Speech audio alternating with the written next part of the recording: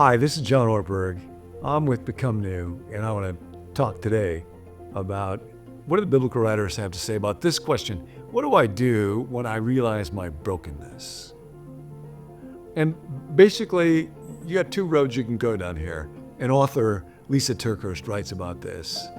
I can use a little phrase, but I, and focus on my own brokenness and my own inadequacy and my own inability. And we often see this in real life. I ought to get in shape, but I'm too tired. I ought to get my finances in order, but I'm too lazy. I ought to join a group, but I'm too introverted. Often see it in the Bible. Moses, I should go speak to Pharaoh, but I'm slow of speech and slow of tongue. Or Timothy, but I'm too young. Or Esther, but the king hasn't called me to come to him in over a month. I can go with that phrase, but I. Or there's another phrase in the Bible, but God.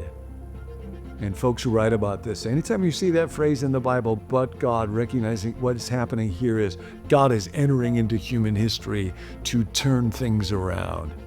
As Lisa says, God is bigger than your butt, 1T. And we see this with Paul. Paul has something called a thorn in the flesh. Nobody knows exactly what it is. We're told that he was given to it because he'd had these amazing visions, experiences of God to keep him from becoming egotistical, conceited. So apparently Paul's got an ego problem, and there's a brokenness around that. And he asks for it to be taken away. Doesn't like it. Nobody likes that thorn. And God doesn't take it away. However, God has another message to him. He says, but God said to me, Paul says, my strength is made perfect in weakness. My grace is sufficient for you. So today, allow your phrase to be not, but I am broken.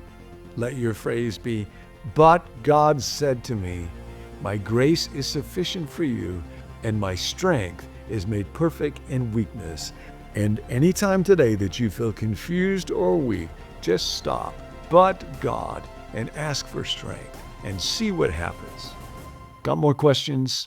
Check out TouchPoints on the Life Bible app.